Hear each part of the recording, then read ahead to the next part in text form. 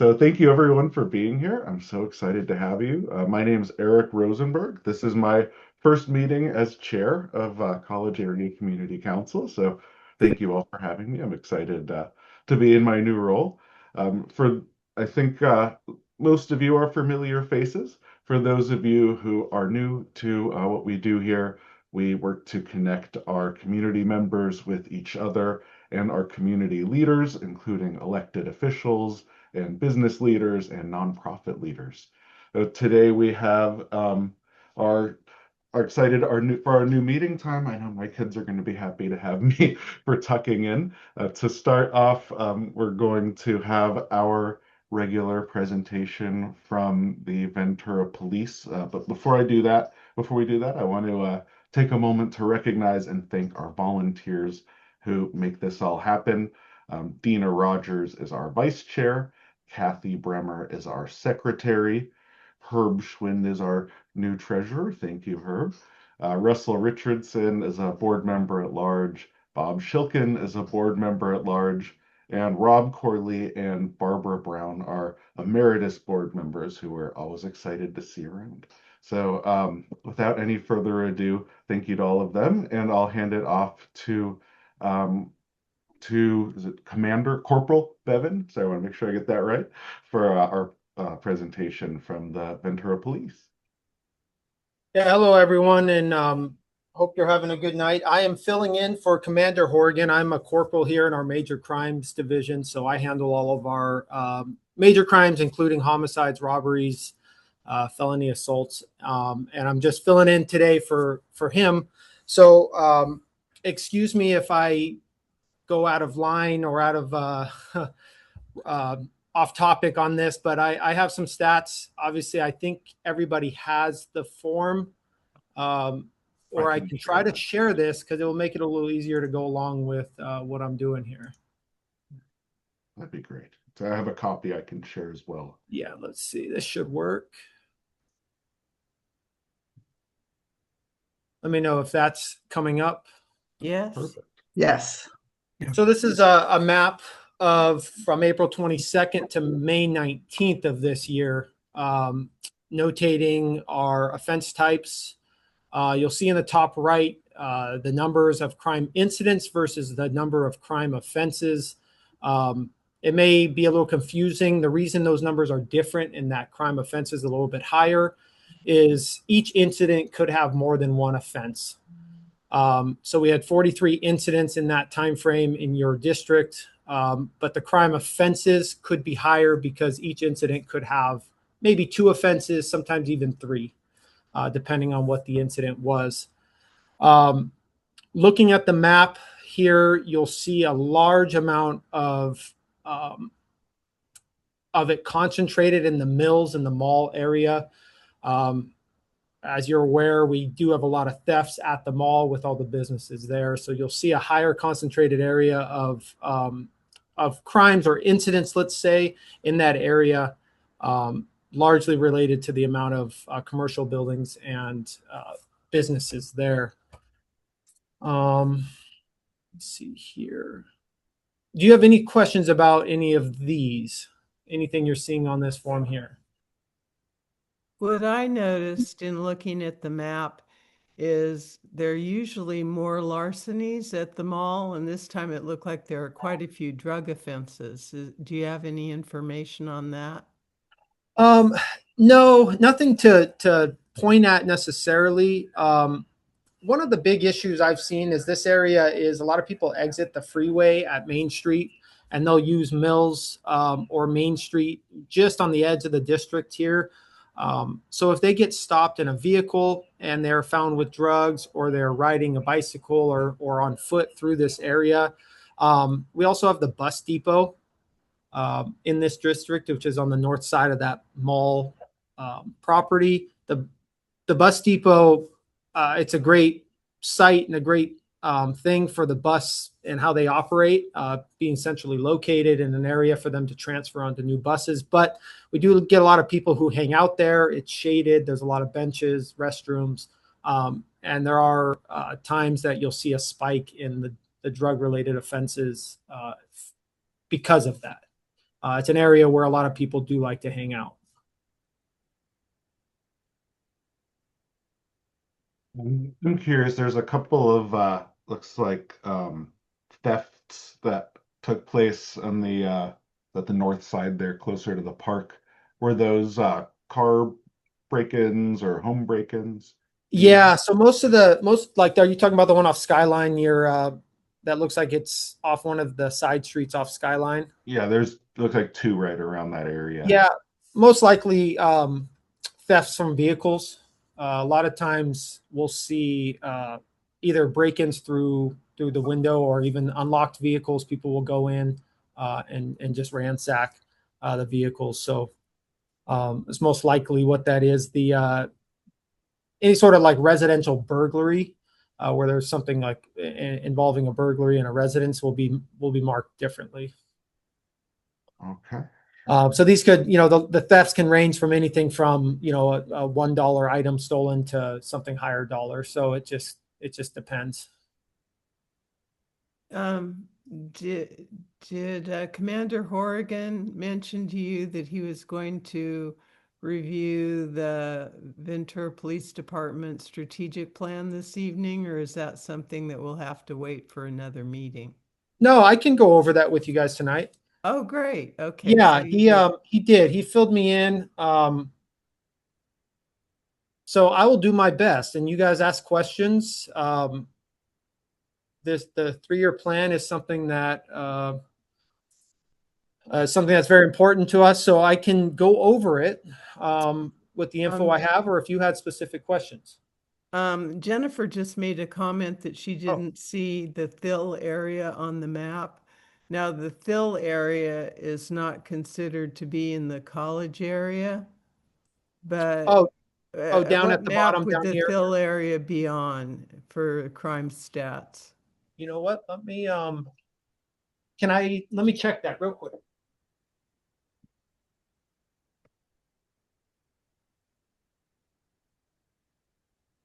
That looks like it's going to be actually in the Montalvo. It might be in the Montalvo district, which is ran by our assistant chief, Matt Kane. Okay. So it looks like that goes up into that area and borders The the 126. 126 freeway. Yes. Okay. Okay, great. Jennifer says thank you. Yes, of course. I didn't see that comment. I'm sorry. I don't know where those go. Oh, in the It's chat just here. There it is. flowing around in the chat. Okay, I pulled that up now so I can see if those questions pop up.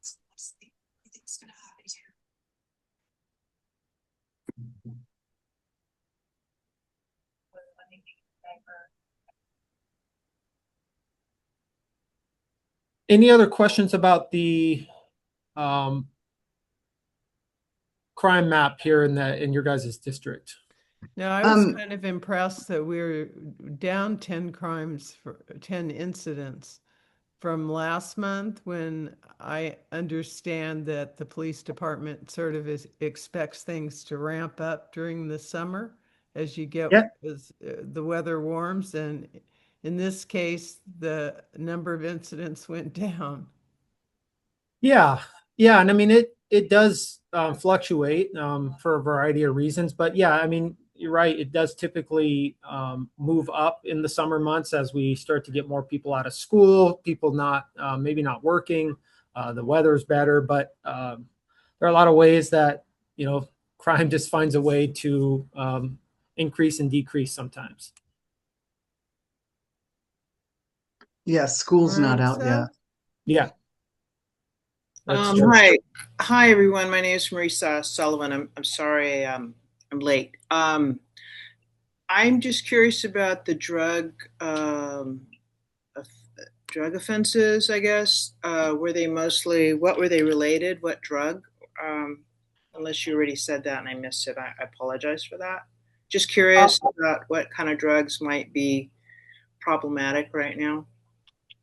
Well, the big drug is fentanyl, followed by probably methamphetamine, any of the stimulants.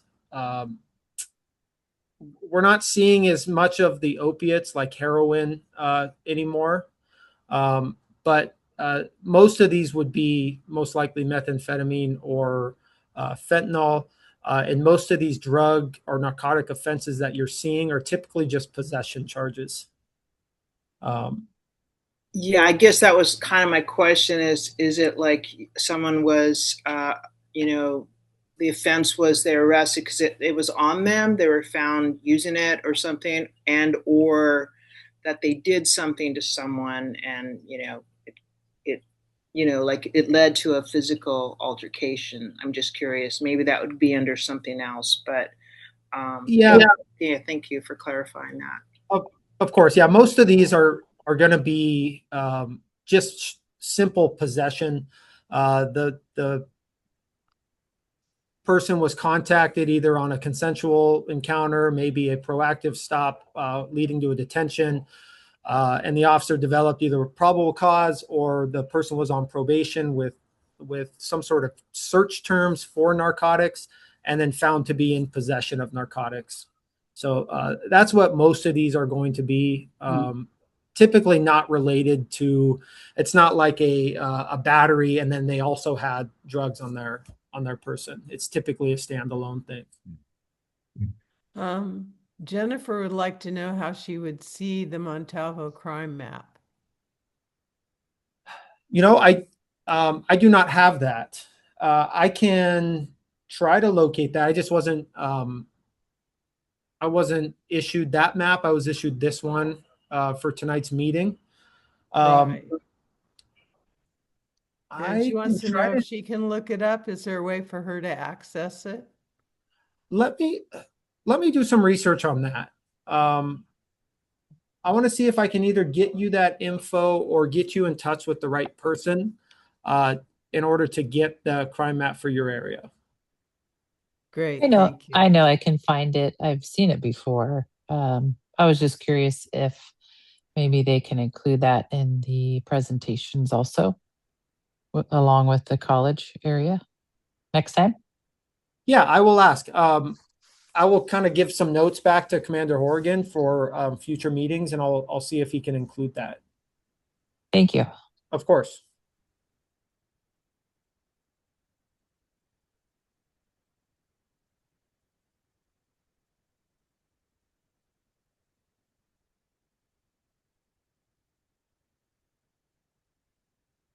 Any other questions about this here?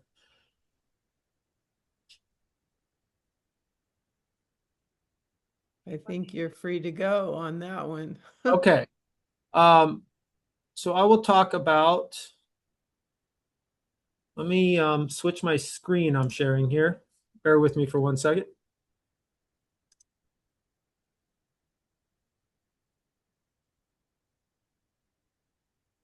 Are you guys able to see this here? Yes. Okay, so this is on our website that you can review. If you go to the Ventura Police Department homepage, I will bring that up for you guys so you guys can see that.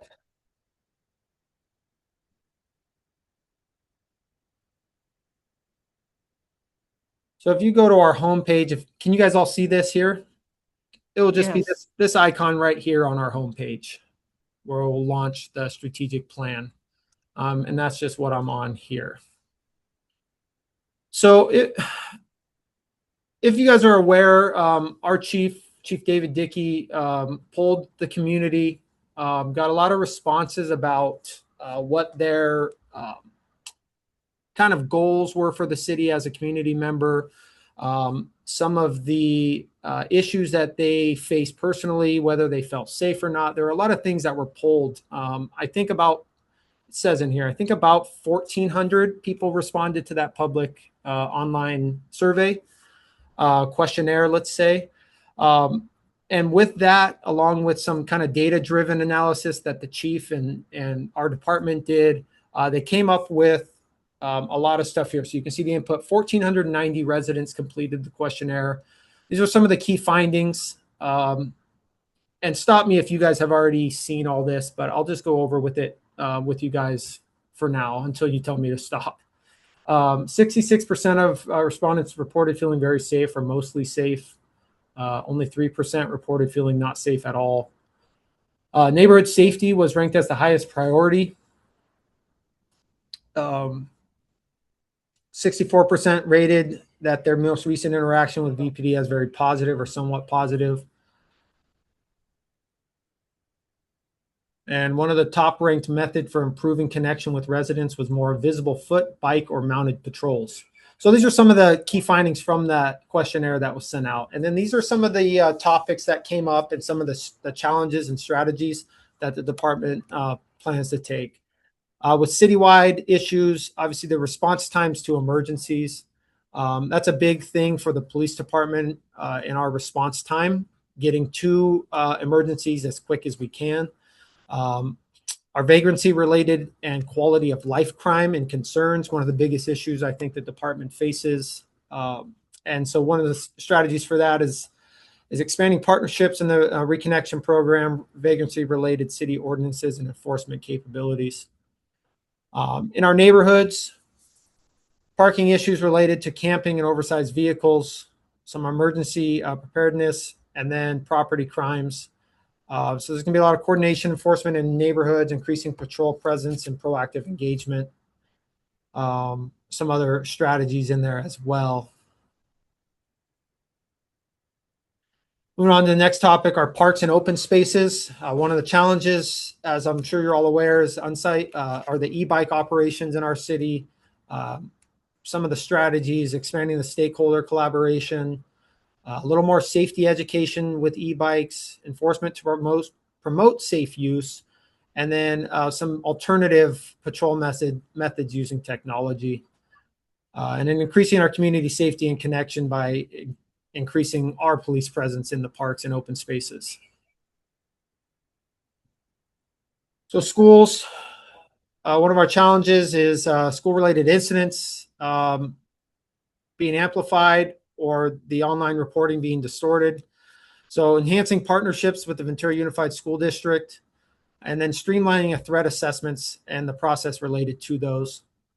And then obviously traffic safety around any of our schools, a major topic. Increasing our enforcement profile and presence during drop-off and pickup times. And then one of the big components of traffic is enhancing traffic safety education with drivers, school staff, and students. And then traffic in our city. Again, we see the e-bike operation, unsafe e-bike operation. So increased directed traffic unit presence with a specific goal and focus on e-bikes. Reducing impaired driving. So collaboration with regional partners, increasing internal training and opportunities. And then looking at what driving behavior causes collisions, as we call our primary collision factor when it comes to traffic collisions. What was most at fault for causing that collision? So increasing the enforcement. And then in our commercial areas within the city, some of the challenges we're facing is the oversized vehicles and camping impacting businesses. Increasing our enforcement efforts in those commercial areas. Consistent connection with the business owners, improving engagement with those business owners through different channels. And then our property crime in those areas, in the commercial areas, is just to bolster or try to increase our crime prevention efforts. One other thing is in our organizational health within the department here, recruitment and retention, encouraging our employees' involvement in recruitment efforts, mentorship and training development opportunities, and then our consistency in values, expectations, and workplace culture, focusing on our core values in all organizational processes. And that's, I mean, it's meant to be pretty straightforward and simple, so it's easy to read, easy to understand, easy to follow, I guess, as a community and also as a police department. But any questions about this? It's still very new, so there's still a lot of things that are being worked out here as we go through with our 3-year plan that will go through 2029. Shannon? Yeah, I just wanted to say, not so much a question, just thank you for highlighting our relationship with, I'm Ventura Unified School District Oh, trustee, and okay. we just have, I know that Dr. Castro and Chief Dickey have really hit off on a great note, and we have had a few incidents where, I mean, the police have been Johnny on the spot, and we have had excellent communication. So I just want to thank VPD for the work that you do in coordination with the school district because you're just such an incredibly valuable resource to us. We really appreciate your partnership. Of course, and thank you for those words. Absolutely. I have a question that I don't know that's not related to strategic plan, but it's city planning, where I noticed on Foothill the speed limit has been reduced along a newer extended section from the high school. And I wondered if there are other areas in the college area that where the speed limit has been reduced. Um, to be honest, not that I know of. Uh, I can speak with our traffic unit, maybe see if Commander Hourigan could present that info next meeting. They work hand in hand with our traffic engineering department within the city. Um, there's actually quite a bit. Prior to my time now in the major crime unit, I worked for 5 years in the traffic unit. And there is a lot of collaboration between the traffic unit and our signals, traffic engineering units within the city. And there's quite a bit that goes into something as simple as reducing a speed limit on a street. So typically, when you see that happen, there's been a lot of statistical collection as far as data to determine that there was a need to reduce that speed limit. So, if they are working on something in your area to do that, I'm sure it's in progress now. But I can find out if there is. well, they have the new speed limits up with the little flags on it so you notice it. So I just wondered if there were other streets that had been changed up. And I know it's the city's heavily involved in this too. So it's probably as much a city question as a VPD question. Yeah, there may be. In short, I'm not sure off the top of my head if they are. Yeah, and typically that's something that's gone through the city as well. They may ask for some of the police department's input with when it comes to, let's say, speed enforcement or crashes in that area that they're looking for reasons to reduce that speed. Okay, great.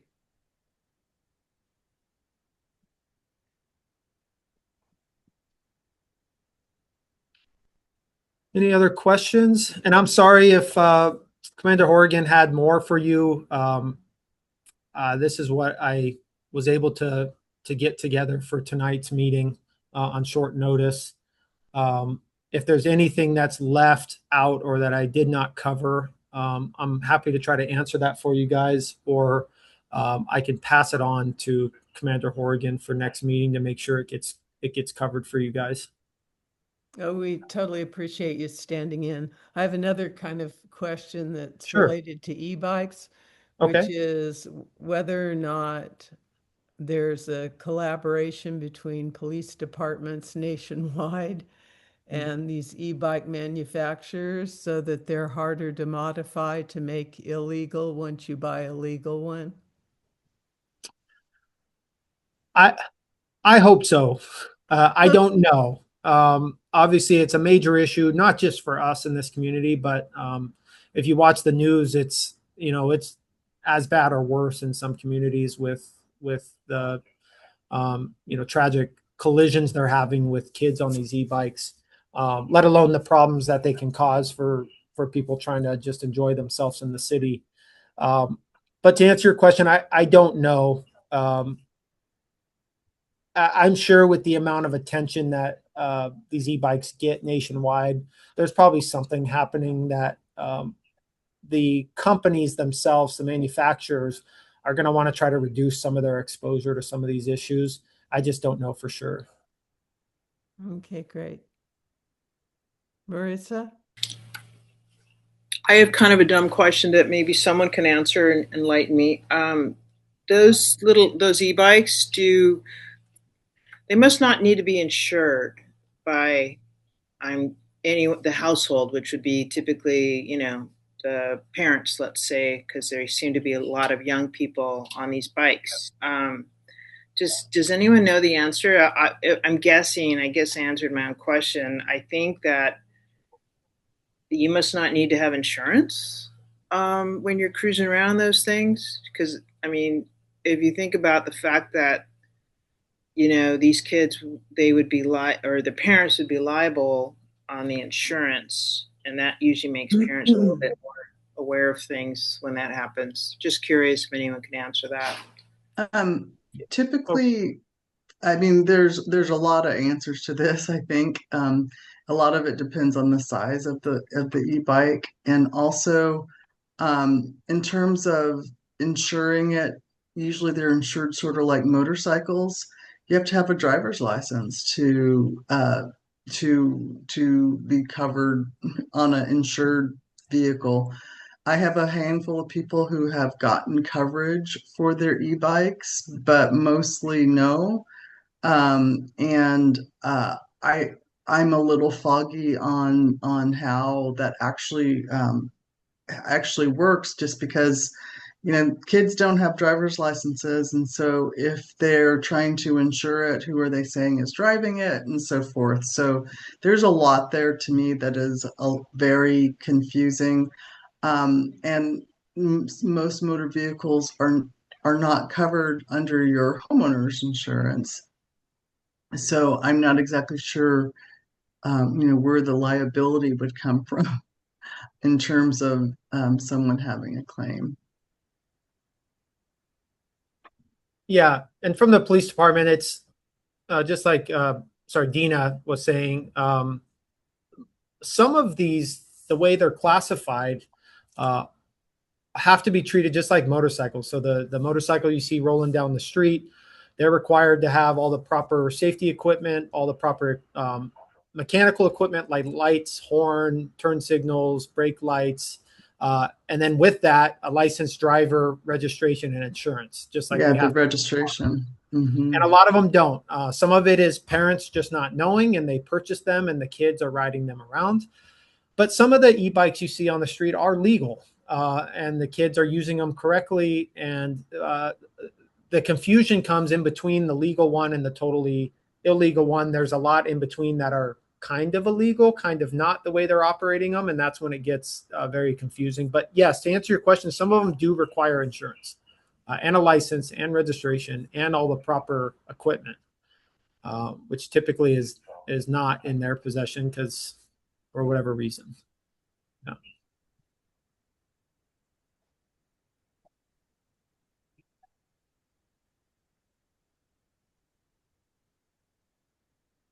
Any other questions for me from the police department?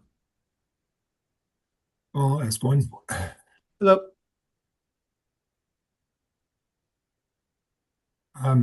If you're still taking questions, yeah. Let's go 5 years into the future in Ventura. What do you see different then than now? Will we be a safer community, a less safe community, or just in the same place? And in my experience, and you have to remember, I'm a corporal here, but in my experience, I've been here 12 years. The crime has, number-wise, has increased, reduced number of times over my span here. With our current chief, with talking to him and as a department kind of developing the strategic plan and kind of looking out into the future for the department and the city, I see crime reducing. In 5 years, I see it being lower. There's always going to be throughout, let's say, that 5 year period, like you presented, there's going to be spikes in crime. It's just the way it is. I don't know that that will ever change.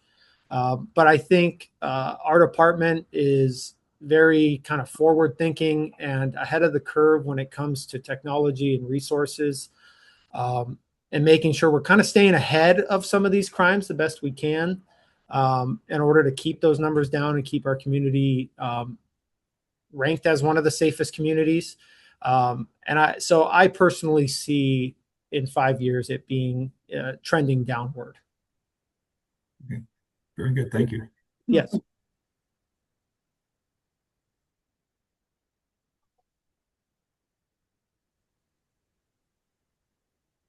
Right. It sounds like that's that all for all the questions for our VPD presentation. All right. Well, thank you so much, and thank you, Corporal Bevan, for joining us tonight. Yes, of course. And you guys have a good evening.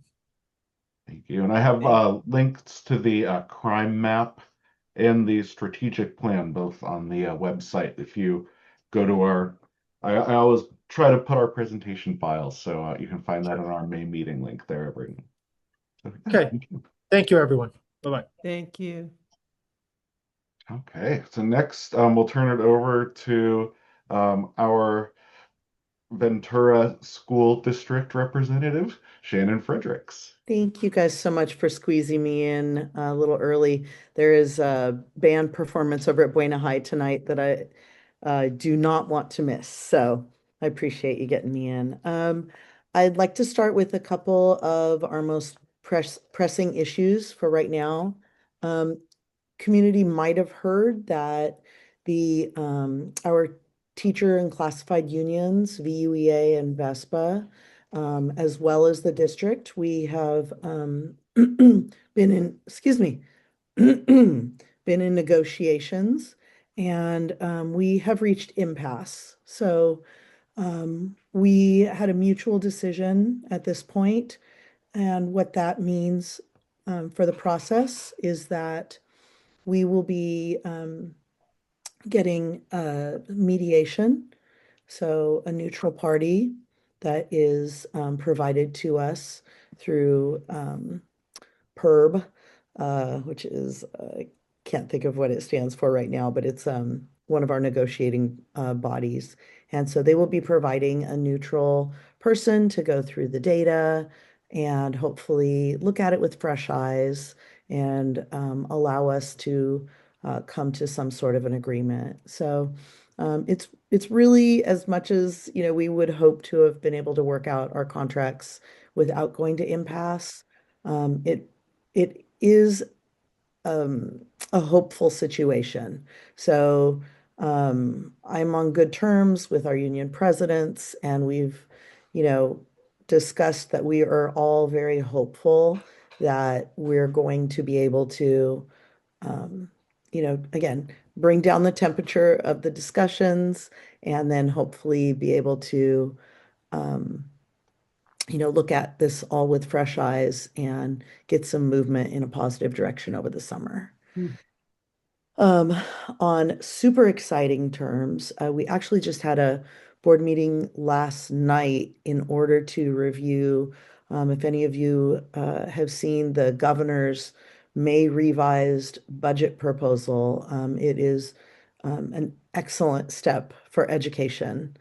The governor has proposed an increase to the cost of living allowance up to 4.31%, and this will translate to about $2 million for Ventura Unified School District. In addition, extremely important, one of the areas that our budget is always far more than we have is through special ed. And so the governor's proposal increases funding for special ed per student, which is estimated to bring in about $5.5 million year over year for our district. And then beyond that, we also have several grants and other one-time funds that will make up the difference that is anticipated should this budget be approved as it stands now. It will just about double our revenue from the state for the following school year. So bringing us about $10 million more than was anticipated when we were looking at the budget from his January proposal. So this is just an incredible opportunity for our district to become solvent. We've had budget deficit for the last several years, and this will allow us some breathing room and some opportunities. We have already proposed bringing back several of the positions that were reduced this spring, and some other things that would be on the radar for us, of course, is always making sure that we can be competitive and increase our salaries for staff. And so we've are just, it's a boon to us, and we're really just hoping we won't know the final budget until probably the middle of June. But this is looking incredibly optimistic for school districts all across California, but of course for Ventura Unified. And then the other issue that I know everyone has been following is the potential for school closures. And I just wanted to let everyone know I did make a request, and there was board consensus for our school closure advisory committee meetings to now be recorded.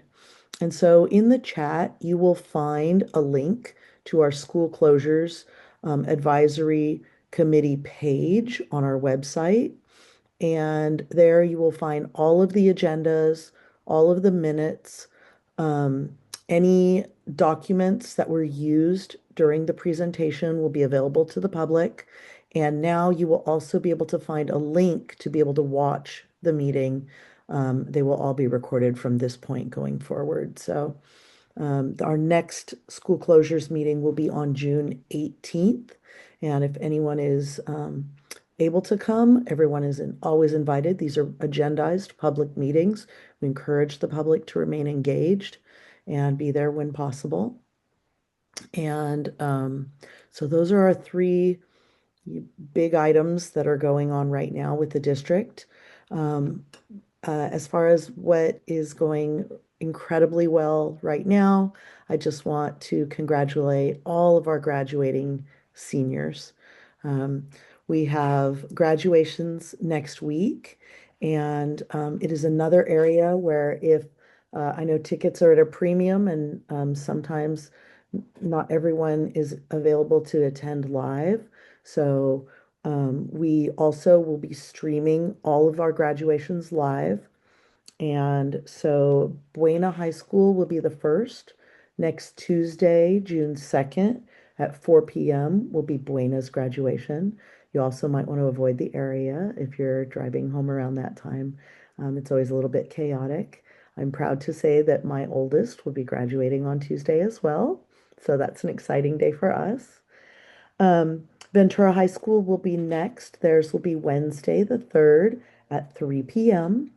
And then on the 4th, we will be holding graduations actually at Ventura College, but for our Pacific High School, El Camino High School, Foothill Technology High School, and also VACE, our adult continuing career education. So those will be on Thursday. And all of those, again, are available on our YouTube link if you're not available to attend. And I'll take questions if anyone has questions. Are the graduations at Ventura College like a sequential thing over time, or? We do, yeah. So in fact, I have the times if you'd like them for your notes, Kathy. Okay, yeah, you can just send them to me. Sure, I'd be happy to. Yeah.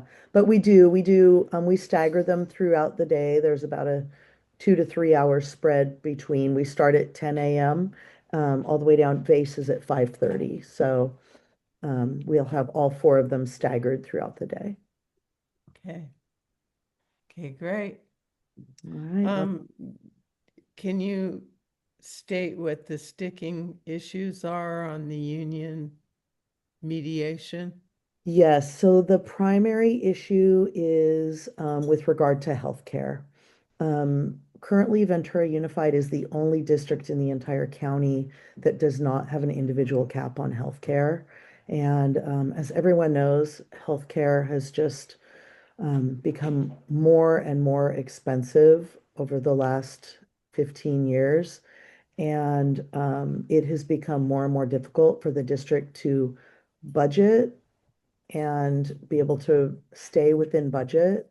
So we have requested discussion on an individual cap, and it's been a big sticking point. So yeah, and that is another area that we also have on the website, and I can certainly send you the link and put it in the chat.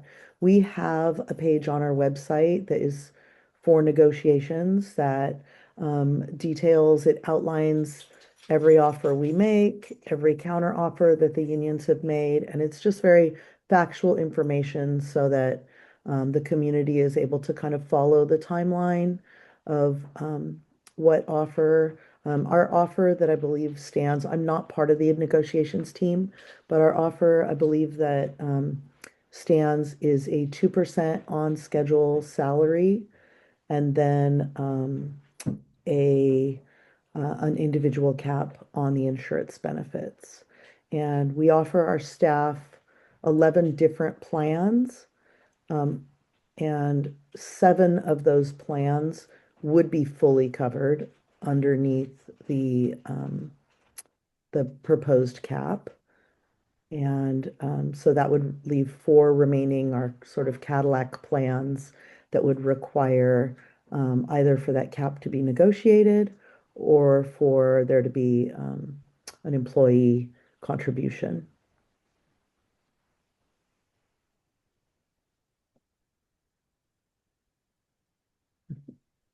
I see you writing furiously, Great, Kathy. thanks. Sorry, that was a lot of information. Got it. Also, I think I got it. okay, I'll make sure that I'll include the link for the negotiations page for you as well, in case there's any Great. details you want to double check. Thank you.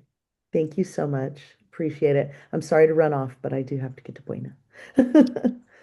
Thank you. Enjoy the Goodbye. show. Bye, thanks. Thank you for Thank being you. here.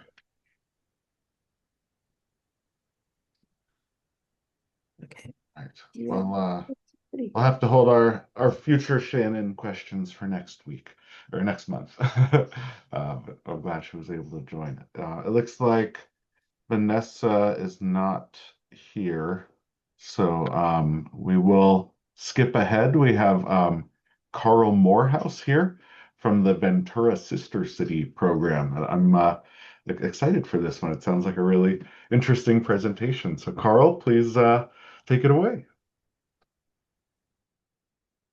Thank you, and thank you, Kathy, for inviting me.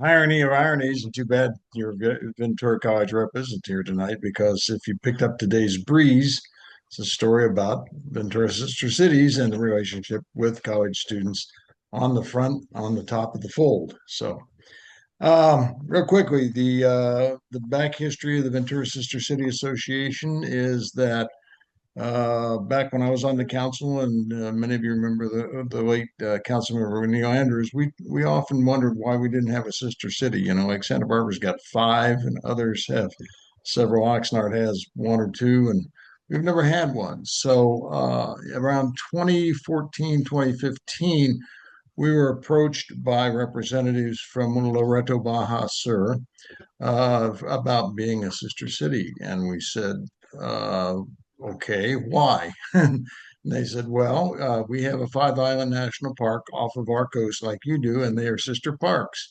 And we have a mission where Father Serra began his work, and the Camino Real begins right here and goes through your city, and you have a mission. It was the last of the missions founded by Father Serra. So we said that sounds like a pretty good idea, so let's talk about it. Cheryl Heitman was mayor at the time, and they established a group, and it initially was created as a nonprofit, or actually under the wing auspices of an organization that, for those of you who know the Conway family that have Island Packers, Kirk Conway had an operation in Carpinteria, and the group initially started out underneath them. There was some great enthusiasm. I think early days, over 25 to 30 people in attendance. I'm not sure what happened, where those people disappeared to, or what they expected, or they faded away, or they've just simply withdrawn. But period of time lost some of its energy. And then, of course, we went through a transition with, there's been several people who were chairs. And about 2018 or 19, I was approached by Cheryl Heitman to say, wouldn't you like to be chair of the Sister City Association since you've been grousing about it? And I said, okay, I'll step up. So that took us right into COVID, and it was difficult to get people to meet under those conditions. And we began meeting just as you are here by Zoom. But we did take the opportunity to finally break away from the organization that Kirk Conway had us under the wing of, and created a 501c3 on our own. This is a result of me going up to Santa Barbara and sitting on a Sister City International meeting up there. I knew the mayor at the time, and Helene Schneider was very involved with the League of California Cities, as are several other people. I mean, the International Sister City Association. So they gave us some guidance, and I came back and urged us to break away. And we had the good fortune of now Supervisor Matt Levere, who was stepping down as mayor and as an attorney, helping us write our bylaws. And for those of you who might know Kat Merrick, her significant other is also an attorney, and he helped us in creating a 501c3 and going through that paperwork. So we became a 501c3 standalone as of 2000 and what is that? 19, the last year's 2021. And we've been running like that ever since. We are probably, in terms of actual paid membership, something around between 45 and 50 people. There was a lot of discussion about what the intention of a sister city was to be, and following the model at the International Sister City Association level. It was for cultural exchange. So we started to focus on what is it that we can do. Well, we already had the sister relationship with the Channel Islands National Park and their park. We had one between the missions. So we started looking at 3 other areas, one of them being education. We thought about what could we do in maybe a way of student exchanges. We had already had some experience with some of their artists coming up here, and we have a pretty strong art community here. So we decided that we would focus on art. And the third thing is our relationship to our history, because of the relationship to the historical ties of the mission and the Camino Real. That being the case, we've been building on those programs and try to check in those 5 major areas every month. We have a 5-member board: immediate past chair, current chair, a vice chair, a treasurer, and a secretary. Those are the elected positions. We have elections every 2 years. But our meetings are open every month. We have it on the second Thursday of the month, and they're open to anybody who wants to attend, again via Zoom. And as we first had to learn to crawl, one of the areas that we found was beneficial to us was Hermosa Beach is also a sister city to Loretto, and has been for this year, as of this year, 58 years. And so since they had the track record, we've been riding their coattails for some time and haven't yet taken off the training wheels and learned how to walk on our own. They every year go down, and they go down on the last week of October. October 25th is the founding date for Loretto. They were established as the first capital of the Californias. And October 25th is their founding date. And every year they have a celebration a week in advance. That is quite a deal. They put it out around their city hall. They have folklorica dancers. They have mariachis. They have other kind of music. It's a whole week of festivities focused on that. And then they have the big night of October 25th, where all the officials come out, including they've had the governor of Baja Sur show up. The mayor clearly is there. And I have gone down and presented a proclamation from our city council, along with Hermosa Beach doing the same. And it's quite quite an elaborate event. We will be going down again this fall, October 21st to the 28th are the dates we've set. There'll be a formal flyer coming out soon. And if you're at all interested, or if you want to go and let's see, Dina, you already just went down. You went down the spring, I believe, for the whale watching, right? Anyway, Yes, I visited. I went on the spring trip for whale watching. right. I have to tell you, Loretto is a gorgeous city to visit. It's beautiful. The people are very friendly. It's not like a resort city. So when you visit, you're visiting an authentic place, I guess is how I would put it. I enjoyed myself thoroughly. I got to practice my Spanish, but there was plenty of English speakers there. Um, and it's just the ocean is okay. Our ocean is pretty and the islands are nice, but this was just really special. And so I would definitely encourage anyone who might be interested. I haven't been to the festival and I won't be able to go this year, but I think it would be a fun trip to participate in. It is the week prior is really fun in terms of watching all the things that they do bring forward. The last night afterwards, they have had traditionally, and I'm not sure why they phrase it this way. The Norteños, all the transplants, the snowbirds from America and Canada, refer to as the Taste of Loreto, but their formal name is La Noche de Conquistadores. Now, why you would call it the Night of the Conquistadors is beyond me. But all the restaurants have stations, and then you go around and you get a sample food from them all, and it is truly a taste of Loreto. So that's always a fun event as well. As far as the whale watching, we have set that up the last 3 years. No guarantees. The first year we had 5 takers. Second year we had 22. This year I can't remember how many were in your group, Dina. Maybe. There were, I think, maybe 8 of us. Yeah, I think something like that.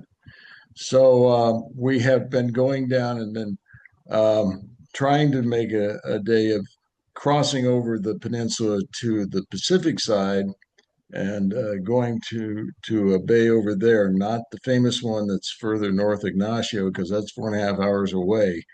And that's the one that has a formal whale camp. I think that should be on everybody's bucket list. It's on mine. You go up and you spend several days camping out, and you go out several days in a row, and maybe you get a touch of whale. Magdalena Bay, where we've been going, had been a place where the whales would come in, but they've had a sandbar the last few years, and they haven't made it into the bay. So it's been a different dynamic. But the main reason for going is because Loretto has a big blue whale celebration. Every year, the blues come into the Sea of, we don't say Sea of Cortez, that's politically incorrect anymore. Now it's the Gulf of California, even though Steinbeck wrote about it as the Sea of Cortez. The blue whales come in there and they feed and they breed. And it's quite a magnificent thing. And to get out, of course, same as we do here, you can't harass them, but you can get close. And it's quite a phenomenon to be around these big, majestic creatures. The blues usually show up starting somewhere maybe the mid-February and will stay for several weeks, at least probably through the end of March.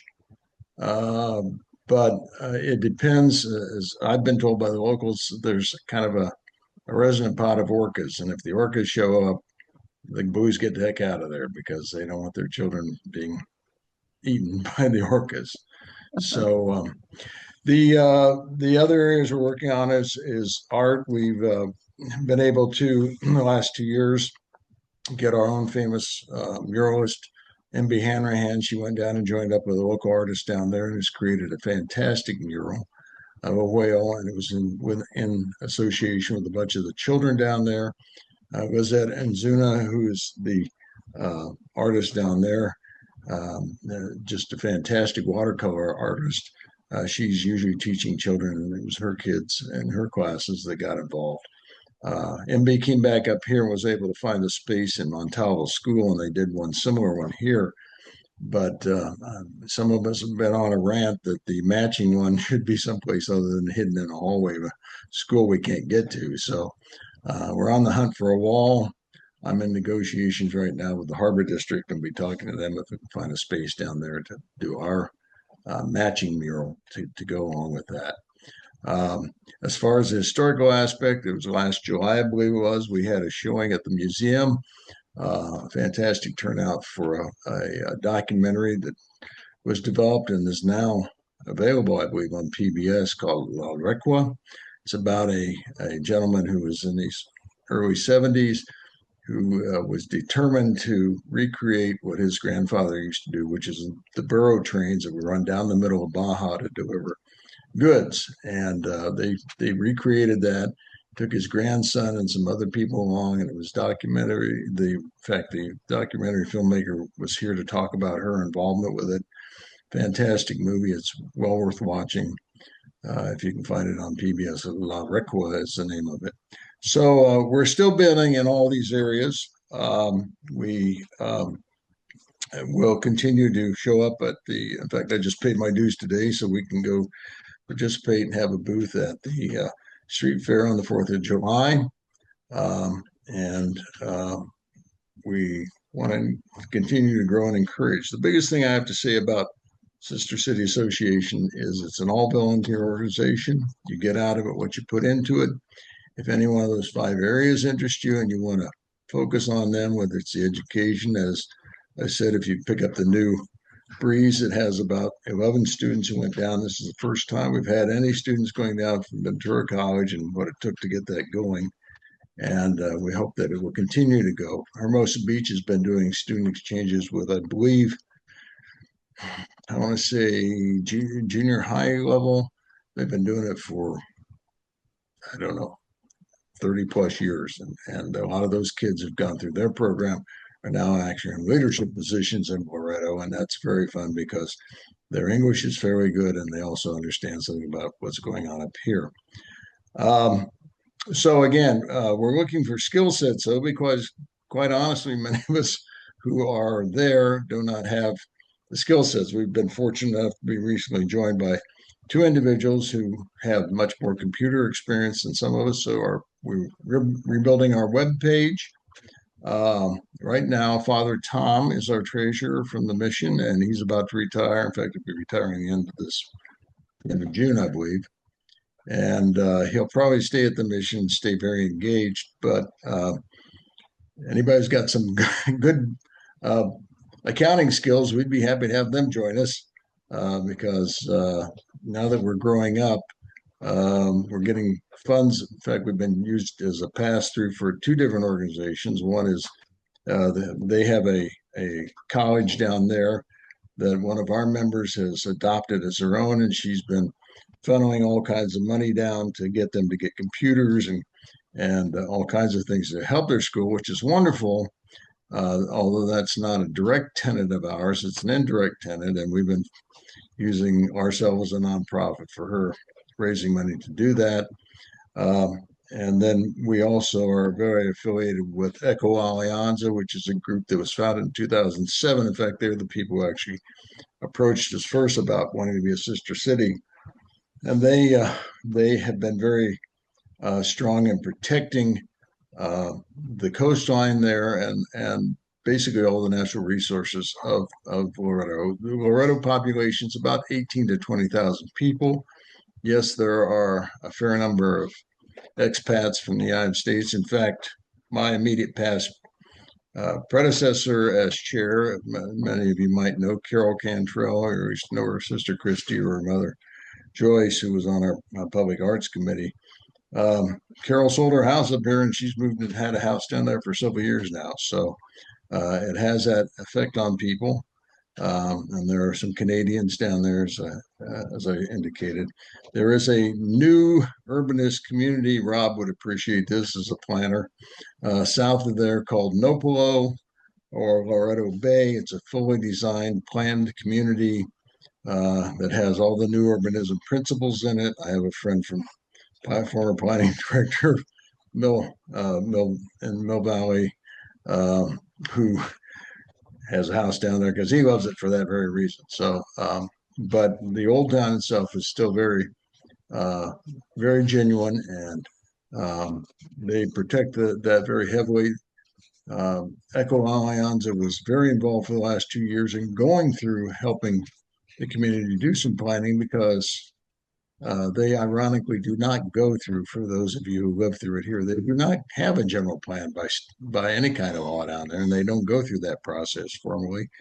They have an unusual form of government wherein the mayor has a 3-year term, is directly elected, and when that mayor gets seated, and it has been women the last 3 times, when that mayor is seated, they change the entire council. So it makes it kind of crazy for lack of consistency. But Echo Allianza went through this process, engaged a lot of the citizens in trying to figure out what they wanted to do.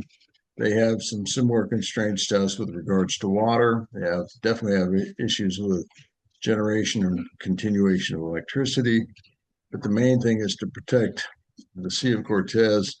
And there was just recently a proposal by the country of Mexico to not only increase the number of cruise ships that stop there, which the locals will tell you is a pain in the butt because they come in and they don't really spend a lot of money and they overwhelm the place and then they leave. And then the other was to turn it into an actual cargo ship container stop. And there was a huge outcry. And now, only in the last week or two, has the government of Mexico rescinded on that and backed down. So the citizens are very protective of what they've got there. Anyway, I'd urge you to join. You can also come. We are having a fundraising next Tuesday, June 2nd, at Tony's Pizzeria, starting at 5. We're going to have some games and a percentage of those and percentage of the profits from the food will come and help us and build our coffers. Our coffers are built entirely to help bring some of their people up here. They are much more financially constrained. So if we want to get their artists up here, we have to have the mechanism to help do that. And that's a lot of what our money is going towards. So I think that covers most everything. So I'm open to questions. How does one participate? How do you join? And well, you can join by, thank you. There's 2 places you can look us up. First of all, we do have a Facebook page. Go to the Ventura Sister City Facebook page to see more about us. And then we have a website, and that is venturasistercity.org. Thank you, Dina. Here's some photos. That's the mural that you were referring to. Yeah, MB and was that helped do that one? Yes. Mm-hmm. And so if you go to venturasistercity.org and find our webpage, there are buttons to press on there to join. You can either give a straight donation or you can join as a member. The membership levels are $25 for an individual, $50 for a family, $100 for a corporation. And both Island Packers and trying to think of what other major group have contributed, and as has Ventura Visitors Convention Bureau joined us as corporate donors.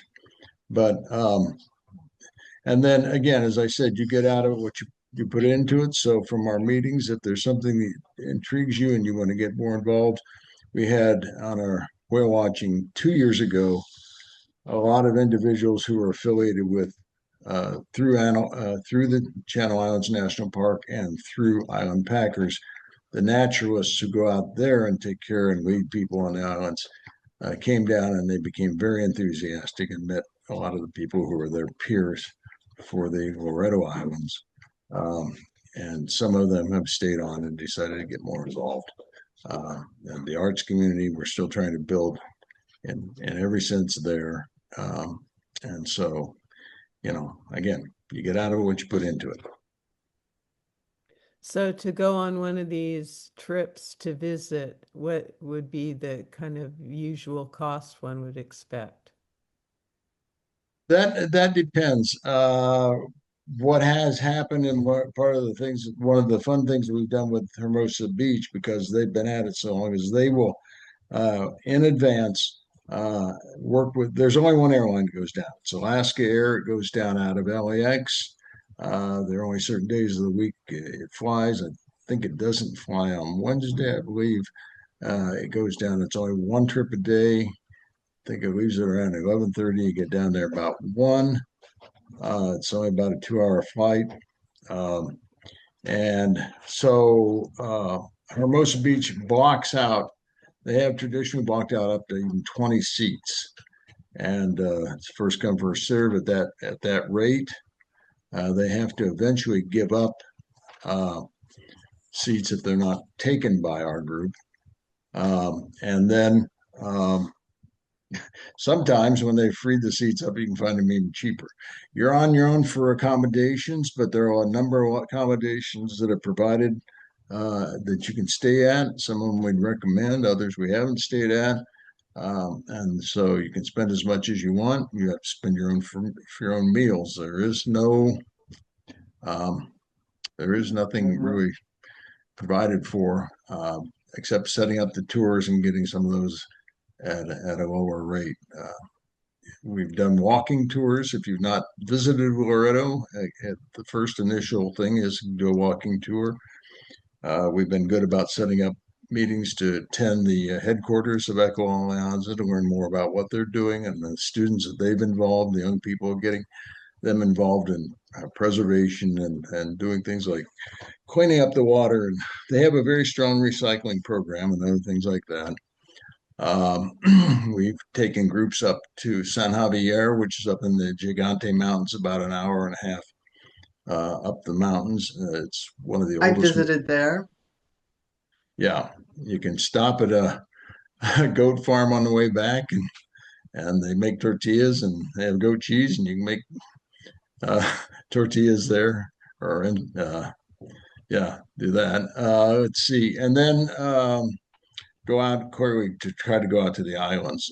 There's several different ways to do that, but mostly if you want to go during the whale watching time, we haven't set that one on stone yet, but probably would be like the last week of February, first week of March, or next to the last 2 weeks of February. We'll see how those shape up. And that will all be available on the webpage. We'll start posting that very soon. Oh, great. Well, I've heard great things about Loretto, so very we curious. found that when we put up our street fair booth, how many people stop by and say, "Oh, I've been there," and we go, "Fine, now join the group." A lot of people go there on their own. It's great for sport fishing. If you really like fishing, then they have recalibrated. This is one of the things that also come out of Echo Ions is to try to do a lot more ecotourism and try to stop the major net fishing. So there's a lot of fishermen who go sport fishing. You see people hauling back Dorado and other fish. And the rule down there is if you catch it, you go to the right restaurant, they'll clean it up and cook it for you. So all yours in one day. Good. Yeah. So anyway, again, thank you for offering me the time. Mark on your calendar next Tuesday, Tony's Pizza starting at 5. Come by and have a good meal, and proceeds will go towards us. Look for us again on either the webpage, venturasistercity.org, or on our Facebook, Ventura Sister City, and keep up with what we're doing and see where you want to jump in. And Dina, thank you for joining us. Yeah, thank Yeah, you it for was all the it was a lot of photos. fun. She's become a member. Yay. All right. Thank you so Great much. photos. Well, if there's no other questions, thank you so much, Carl, for sharing. It was really interesting. My pleasure, and thank you again for inviting me. And I hope you'll look further into us and to see if you want to tag along and get further involved. Great, thank you. Right. Thank you. Okay, so now we'll take a few minutes to talk about some CACC business. First off, Um, we periodically mention our expenses that we have to run all of our meetings, and I'm going to hand it over to Dina to talk a little bit about our budget and fundraising efforts. Um, I am happy to see those of you who are here today. I think often organizations you belong to ask for donations, and we're no different. I wish we could say we aren't, but we do have some expenses that we do have to cover. We pay for the group's insurance. Um, uh, Premiums, which is the primary thing, and I'm not the insurance agent, so it doesn't come to me. But that is our major expense that comes due in September of each year. You may or may not know, but each of us who serve on the board typically make a commitment for a decent donation each year, and that is primarily how most of those obligations get met. That being said, we would ask that anyone who sees the value in an organization like ours, wants to see us do other things outside of our just our meetings, or has ideas, that's what the funding would go for. Sometimes insurance is required for having an event. If there was anything special that we wanted to do, if we wanted to make a donation, if we wanted to pitch in for the community council booth payments, things along those lines, that's what the funds would be for. So I would ask that if you each had $25 that you could donate, you can go to our website. There's a donation link there. Um, if you could donate more, that would be better. But part of what happens is it keeps our organization moving, allows us to brainstorm ideas. No one gets paid, but it does keep the lights on, so to speak. Pays for our Zoom, pays for a few other incidentals that we need to have covered. And I think each of us gets a little bit of benefit. We learn things that we didn't know about our community, whether that is the city council or other nonprofit like the Sister City organization coming to speak to us. And your contributions would help make us even better. So if you do have, I know everyone is battling higher prices at the gas pump, at the grocery store, but being a part of your community and pitching in to help is important too. So we would appreciate whatever you can do. Thank you so much, Dina. And I see a few of our past donors here. Thank you, everyone who's donated before and continues to support all the hard work we do. I think it's a great value, and obviously we all think it's a value. That's why we're here. So thank you so much. So next, we wanted to just mention a couple things. One, the new meeting time. We clearly you guys know about that, or you wouldn't be here. So we're excited to have that going forward. We'd mentioned briefly just an announcement for neighbors about the new speed limit, lower speed limit on Foothill in our area. So be on the lookout. We don't want any tickets or dangerous driving over there. So thank you for noting that, Kathy. And Kathy, and also, do you want to talk about the 4th of July street fair? Again, the community councils, the 6 community councils in town are going to have a booth at the 4th of July street fair. And so we encourage residents to stop by, learn about the other community councils, and we're all trying to work together on common issues and meet with the public and get more people involved in each of the community councils, because what we found last 4th of July is many people don't even know there are community councils and they live maybe 2 blocks away from you. So it's basically to get the word out, get the community to learn more about the community councils. So we will be at the 4th of July street fair. And if I get as soon as I get a booth number, I will pass that along.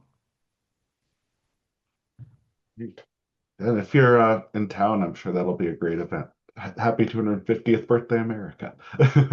We've been celebrating that at Scouts quite a lot lately. All right. Any other, thank you, Kathy. Any other, let's see, there was a question about tax deductible donations. And yes, we are a 501c3. Donations are definitely tax deductible. That was a big effort we made, and that's part of why we have the insurance in the organization, is to be able to maintain that. Yeah, so thank you. That was a great question. Okay, if there's no other anything else from CACC business from the board members. Okay, well, if hearing none, then I'll hand it over to our District 3 City Council member, Council Member Schumacher. Thank you for being here, and we're excited to hear from you. Hi, everybody. Good evening. I know that Shannon is supposed to go before me. Is she not here? We had switched the order. She went early in the meeting. She had an event. Thank you. Appreciate that. So thank you for allowing me to present to you all. I'm always very excited to join our community councils. You all are a huge part of the city and ensuring that we communicate all that's going, and we hope that you all are talking to your neighbors about everything that we're doing as well in the city. Let me just, I know that there was a couple things that Kathy would like me to talk about. I think it was the waterfront, HPC and DRC, and then other things. How much do I have? How much time do I have? Maybe a few minutes? 10 minutes, 15 10 minutes? Okay, I will try to do all of this in 10 minutes. And try to, I'm going to share my screen real quick, because then you all can kind of read what's on the city website, which I always encourage. If you ever have any questions that I can't answer, or if you all want to, kind of reach out to me individually, I can also answer your questions there as well. So the waterfront is a project that is on the harbor. So basically what's happening is there's a parking structure there that's nearing the end of its useful life. And I think you all know it's the one right next, it's on Harbor Boulevard on California Street. And it's basically right next to the Crown Plaza. And so that whole area, we're trying to re-envision what that may look like. And so in 2000, end of last year, we looked at what type of things that we can possibly have there. And so we set out it's not proposals, we just asked a few companies to look at what can possibly be out there. And this was, again, not proposals, they were just visioning of what's possible. So we got 3 different visions that was presented to us, to the city council. It was a beachfront hotel, beach resorts, and there's another concept that I'm forgetting what it was that Sonnenblick Development presented. But again, just kind of showing us what's possible out there. This was created a huge public outcry, because it seemed like we were moving forward without the public comment and public input as to what is going to be out in that area. So that is just so you all know, because when it was presented to us, the city attorney did say that it is inclusive of the Surplus Land Act. And it applies because the Surplus Land Act is mandatory for us if we were leasing something longer than 15 years. And so because this is a future project in the waterfront, we have to go through this process to ensure that we are presenting that area more for public benefit than a beachfront resort or whatever. So just know that the Surplus Land Act is pretty prescriptive. It is something that the state is requiring us to go through. And again, the reaction from some community members is because they are not involved in the process of the Surplus Land Act. And that is the state determined that the public input is going to be at the end of the Surplus Land Act process, so that that way it doesn't bias potentially what can be there, and that we would be able to hear or we would be able to get the public input at the end of that process. And so right now we are, I was when that was presented to us, I was not happy with the process. And I don't know if you all read in the paper, along with Councilmember Campos, voted against us moving forward, only because I don't like the fact that public input is at the end of this process. I want to hear what people want in the beginning. Now, I can't do anything about that, but I certainly didn't need to agree with it. The state really has us kind of in a bind, often puts us with less control in our local area. But, just because I wanted to make sure that that was a stance that I put, I voted against it. Now, I'm not, just to be clear, I very much want something in the waterfront area, whether it's a park, whether it's a something that really benefits the city, and whatever that looks like, I am heavily in favor of making sure that the community is involved in that process. And so the Surplus Land Act is actually sending out notices of availability specifically for public benefit. People can put do a good faith negotiations with affordable housing there, or they can do good faith negotiations with a public park there. It goes out to all the public agencies that may be interested. And there is a list that I can send you all that was presented to us at the last council meeting. So that is where we're at. We are not anywhere near solidifying what can be out there. I will be, obviously, during this whole process, I will continue to fight to make sure that the public is included in this process. And we're just in the beginning. So just wanted to give that update that we are nowhere near in developing anything out there just yet. And you will all be included, or if should you want to, be included in your voice to ensure that we have something that we're all happy with. So I'm going to stop there before I continue. I know I took from my 10 minutes, I took about 6 minutes there. So just wanted to wait and see if anybody had any questions so I can talk about the HPC and the DRC. I had a question. Sure. Is there not a need for parking down there any longer? Yeah, Or there's where are still they going to proposing? be, yeah, there's still going to be some parking there. And we have some parking structures that are in and around that area. It's just that whole area is being re-envisioned to see what other things can be there.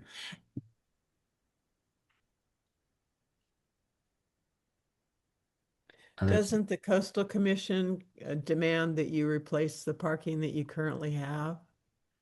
Yeah, so we're still, again, we're still going to have our parking there. It's just that whole space needs to be looked at in a different way. And that's what we're going through now. Okay, I'm going to keep going because I have a few things that I want to cover before my time comes up. The HPC and the DRC, this is the Historic Preservation Committee and also the Design Review Committee. These are two committees that are part of the process when the Historic Preservation Committee is a group of city residents that have the expertise of historical architecture, design, and there are, I believe, 7 committee members there, and they serve for 2 years currently. And then there are the design review team. The design review committee also has a group of experts who are, they either work within architecture or have worked and they're now retired. So both of those groups are being looked at by the city council. So I'm part of an ad hoc committee that is looking to see how we can review what those committees are doing. Not just those committees, we looked at the Parks and Rec Committee, we looked at the Arts and Culture Subcommittee, so all of the committees that our residents are part of. Now, we did that because we also wanted to include the Climate Review Committee. We wanted to create a new subcommittee, and we wanted to see what all the other committees are doing and how they're advising the city council. In our review, one of the big things that the state is, and I'm sure you all have kind of been very frustrated along with me, is that a lot of development needs to happen everywhere, not just in Ventura, but in all cities. We have a housing element that has us in with our RENA numbers, and RENA is regional housing. Oh my gosh, I forgot the N. I don't remember what the N is, but basically it's allocations of how much housing we have to develop in our city. And Needs assessment. thank you, needs assessment. And so these are allocations that we would need to have for each of our cities.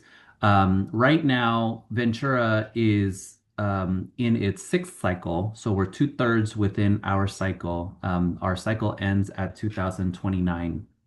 And we are only 20% of our RENA numbers. So if we don't reach our RENA numbers, they don't just go away. The state makes us either continue on those numbers to our next cycle, or they would potentially, the consequences is they would put fines on us as well, up to $600,000 every month. So those are things that we had to look at of what was challenging for development to happen here in the city. And part of that is the long process of how developers needed to present their development to the city. And one of the things that our process included, sometimes developers had to present to the Historic Preservation Committee. They also had to present to the DRC. And then there's another layer where the city maxes out the number of meetings that they have to present, that developers has to present to the city. They can only sometimes, when they reach certain density bonuses, they can only present 5 times.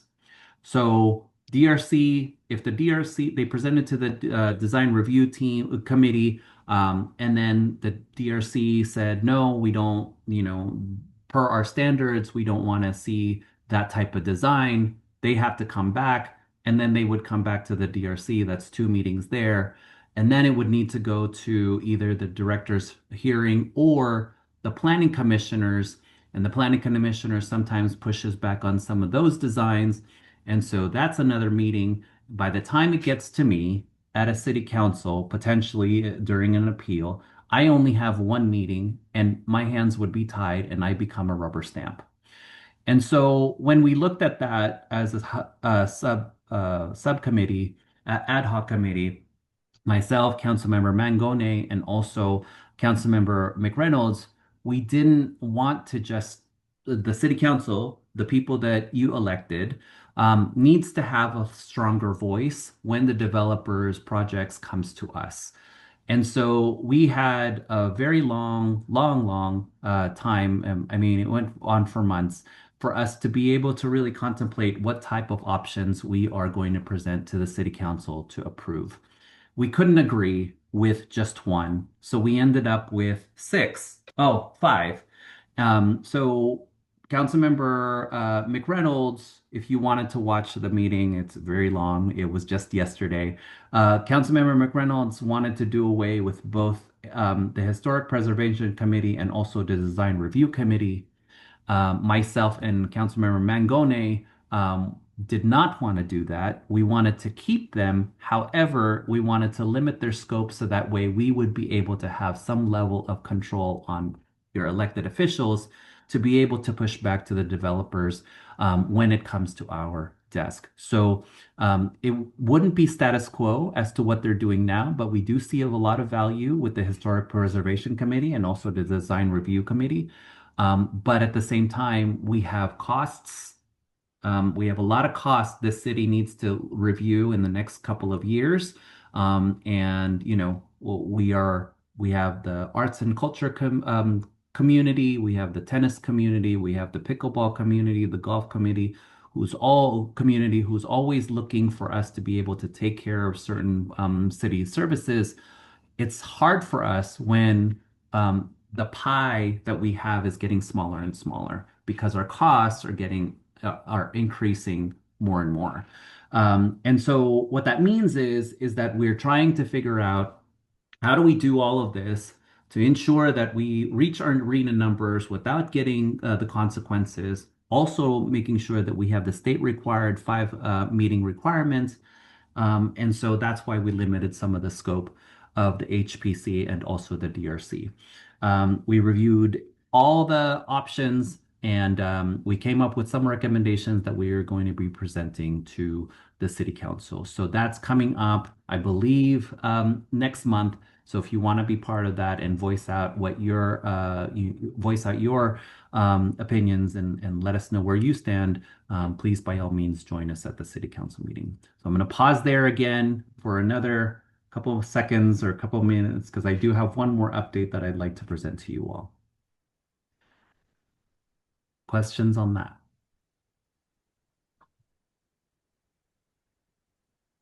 Okay. I don't want to drag it out, so I will ask you maybe a couple questions over Sure. email. Sure, And then Kathy. include Of those in course. the notes so that you can keep going because we're I'm running so out of time. sorry.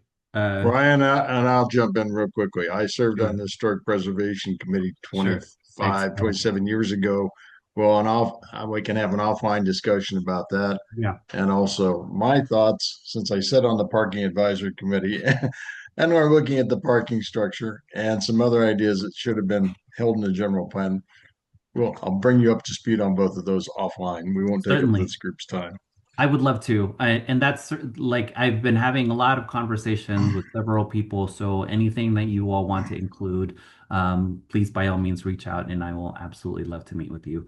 And then lastly, some good news, friends. And I blame you, Carl, because I think you went a little longer on your report. 'Cause now I'm rushing. No, I'm just kidding. It's okay. But, You're the last speaker, so if we go a little Who, longer, Carl? okay, Go my long? husband is No also waiting way. for me for dinner, and that's okay. I told him this is important. So you all know that I'm public health, and I absolutely am trying to ensure that I bring more health initiatives here. That was what I ran on during my election. As a public health official, one of the things that I was seeing and that the police department presented on a couple meetings ago, I believe it was a couple meetings ago, was Kratom. And I don't know if you all know what Kratom is. It's very popular at the school district. A lot of youth are using Kratom. And what Kratom is considered the gas station heroin. And so young people can just buy this at the gas station at 7-Eleven, or some people, Councilmember Campos mentioned that at some festivals within the city was actually giving it even away for free.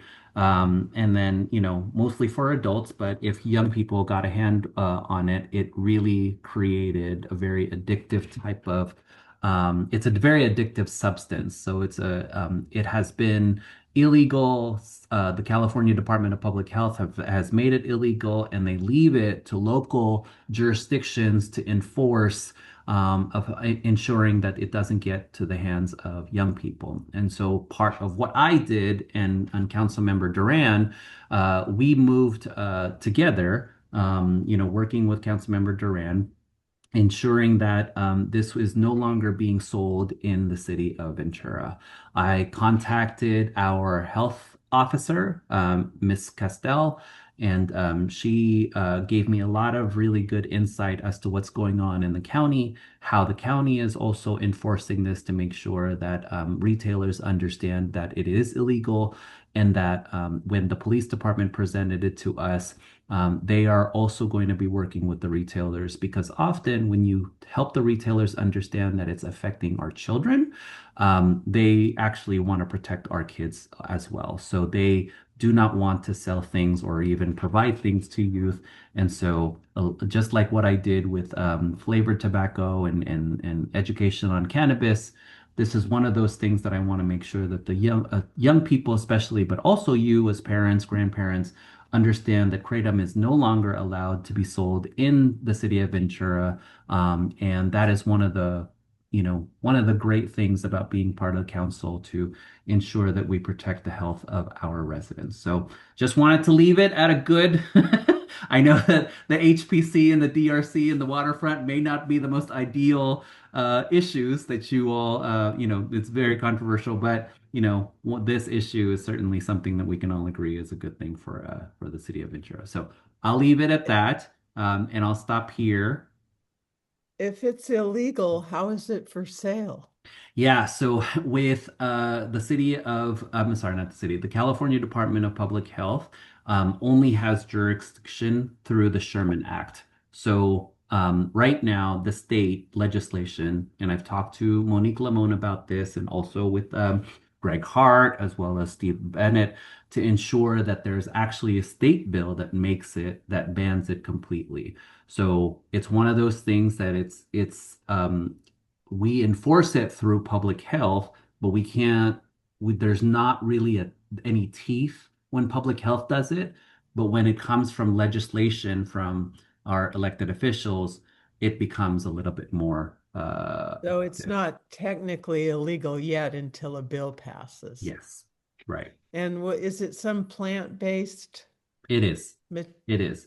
It's What? plant-based. I can send you more details about it, Kathy. Okay. And what they did is they even made it synthesized, and even adults will tell you that is some of the most addictive things that they've ever had to go through, and the withdrawal is very difficult. I see a hand from Miss Sullivan. And then there's a question from Herb about the tennis courts. I just wanted to thank you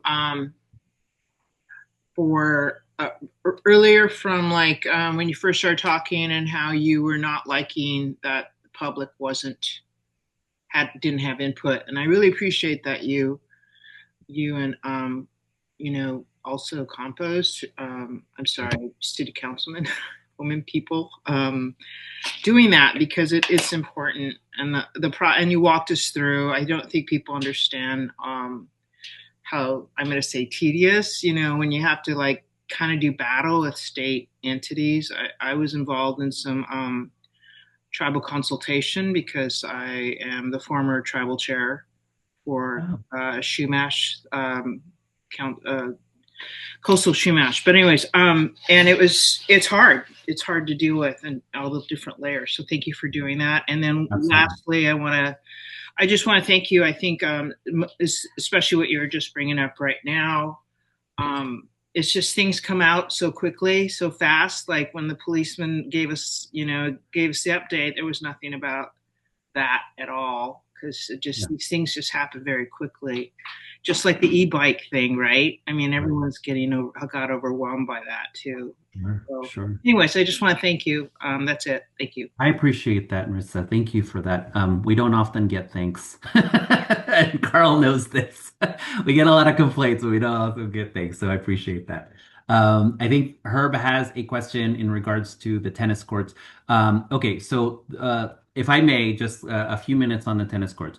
The reason why it was closed down is because we got a concern from, well, actually, it's a very it was more of a concern. They were really upset that the tennis courts were in a place where they were worried about their safety. And so I had asked the city manager, please go out there, go check this out. This is, this is in our district, our college area district. I want to make sure that anybody who's playing tennis there is not going to get hurt. And so they did. They assessed that is actually not usable. So they and it was not the best way of doing this, but we had to abruptly close the tennis courts down. It was really just up to safety. We just didn't want anybody to get hurt. And that was done pretty quickly. I had communicated as much as I can to everyone that reached out so that way they understood what was going on. And so, but it's always, in hindsight, right? And it ended up becoming a huge issue, and it still is. We're looking at every possibility. We're talking to the college district, we're talking to the schools. That also has a lot of costs that come along with that. The schools don't want to partner with us for free. But one of the things that's what we're trying to figure out. How do we utilize their space in a way that is more of a partnership rather than contracting. And so it's going to be a long time coming. And what we're trying to do, Herb, is we are trying to put together as fast as possible, as we're looking for grants and we're trying to figure out. And when we get comments that says we should have paid attention, you are absolutely correct. This is why I always fight for a bigger piece of the pie for parks, because in our last update on where our residents are spending their time, it's open space. It's at the parks, it's at they're hiking, they're spending time in with their families out in these parks. And so, but again, the pie is getting much, much smaller. And so we're trying to figure out, we're at the latter part of our budget season now. We're trying to figure out how we're splitting that pie. And right now, there isn't enough for us to be able to put into tennis into the tennis courts because it was so late for us finding out that. So that doesn't preclude us or stop us from still looking for more funding, obviously, because that is one of our priorities. And as I've said to the golf courses, as I've said to the arts community, as I've said to the pickleball community, if there are hundreds of you and thousands of you, I encourage you to create a foundation that helps the city with some of the costs that we have. Because when there is a foundation, much like the tree community, they created a tree alliance. Christie started that with Barbara. You guys all know that, Barbara Brown. And they're planting trees all over the place without us, and we are helping out in planting that. So it's one of those things that I get. We are absolutely responsible, and as you all know, the cost is starting to increase, and we really need some help. So if you ever need my consult on starting a foundation, I've done it 3 or 4 times before, and I could do it with you all again to help out. Because I often get that there are hundreds and thousands of you that really want pickleball, that really want tennis. And imagine if we can have you all create that foundation with some to increase the amenities while we're taking care of the mandated, the parts of the park. So I just, have you guys think about that if it's possible. What is happening, if anything? I want to give a shout out to Parks and Rec that they have absolutely been chasing grant money for Camino Real Park. Yes. The tennis court specifically, and hopefully pickleball too, but they have been after grant funding for a few years now, working very hard on it. So I want to give them kudos where it's deserved. Absolutely. And Stacy has done such a great job, and she's a fantastic director that works tirelessly.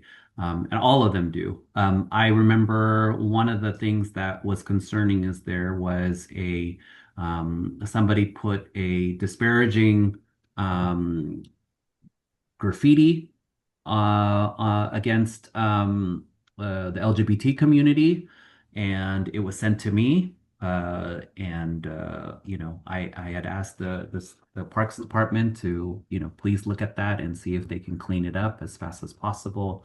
And within a few hours, that disgusting word was removed to avoid from children seeing it. So it was great to have a Parks Department that's so responsive. Yes, Miss Carol, you're on mute.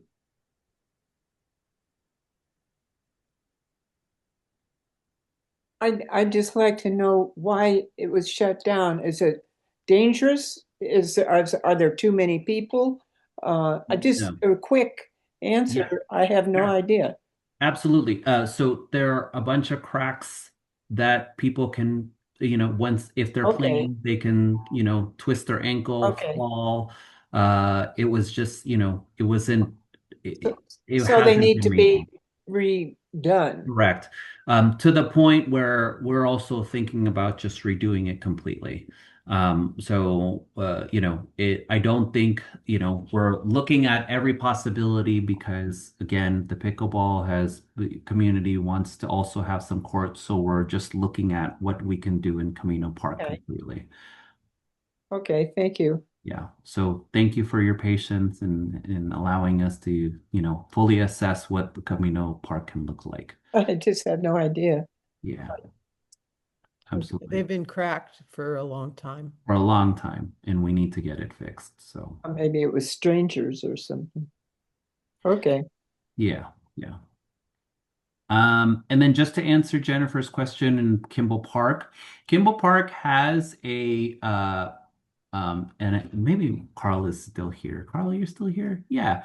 There's a master plan. There was a master plan, yeah. And it was, I believe, in 2005, Kathy? 2005 when it was developed, a while back.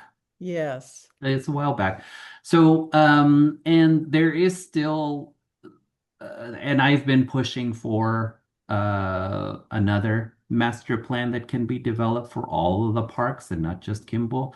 And there was supposed to be, I think, a fire department, fire station there, and a lot of soccer. But that was in 2005.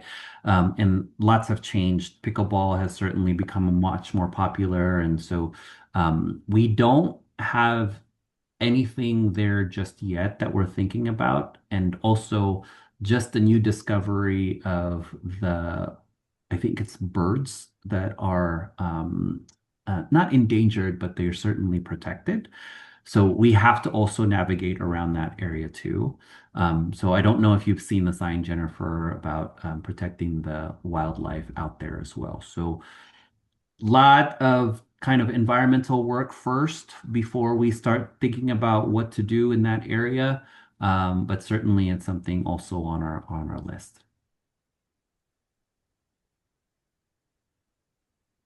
Okay. Thanks, Ryyn. Everybody's question. Okay. I love being here. Thank you for having me. I will pass it back to our illustrious leader here. Oh, well, thank you so much. All right. Well, do we have any other community messages before we wrap up for this evening? All right. Well, thank you all so much for joining.